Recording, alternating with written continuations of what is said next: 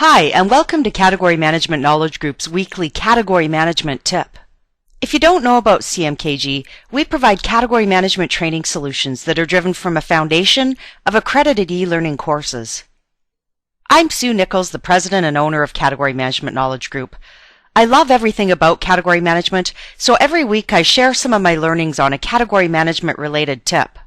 Today's tip relates to using index as a measure in category management. Calculating an index is a common business practice and is used regularly in category management work.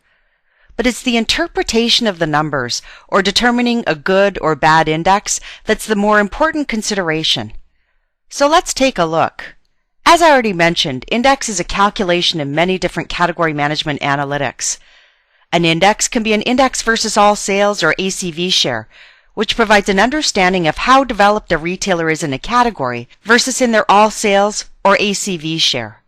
An index can be a fair share index, where it compares a retailer's share of a tactic in a brand or segment, like share of shelf, to the brand or segment's category share.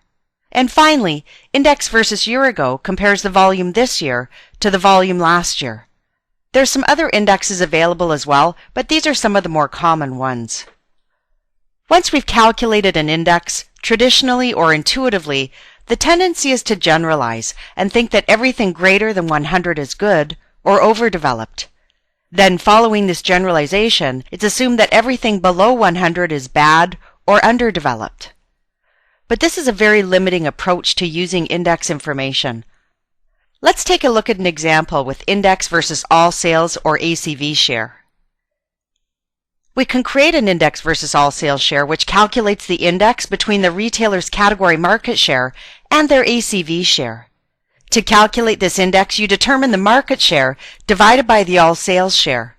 So in this example, we take the category market share of 22.4 and divide it by the all sales share of 22.2 to get an index versus all sales share of a 101.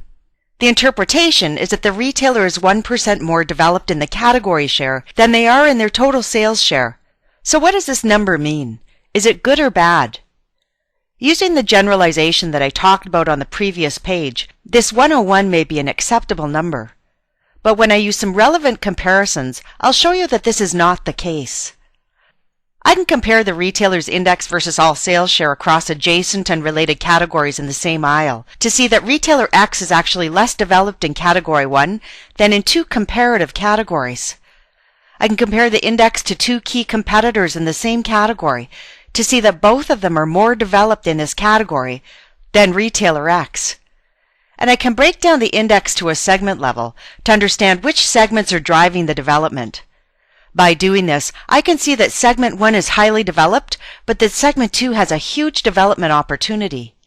Hopefully you can see from this simple example that the 101 index should not be satisfactory for this retailer based on these different perspectives. And by breaking the business down to a deeper level, the insights can provide much more valuable information that can help retailers and suppliers become more strategic with these indexes.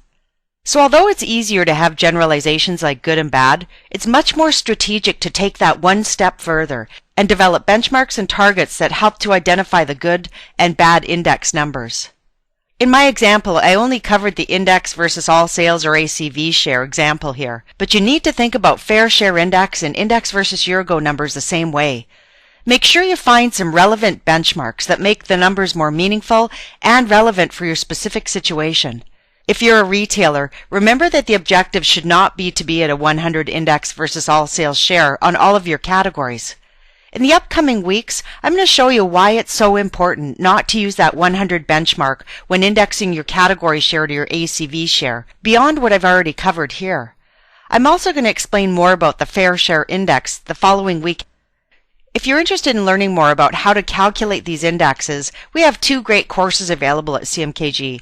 Our category assessment walks you through an in-depth index versus all sales share analysis and shows you how to do a complete category assessment.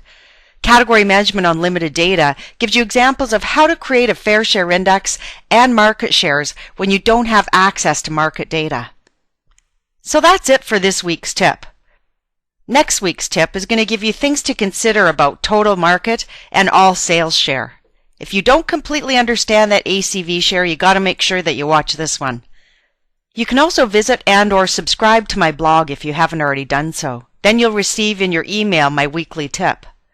If you're interested in category management training, please visit our website. We have topics that will help you to fill in some of the gaps. If you didn't understand all of the examples I showed you today, or if you're looking for some great online category management training.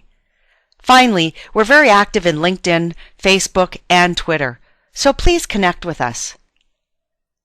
Thanks for viewing today's tip. I hope you enjoyed it. Have a great day and we'll see you next week.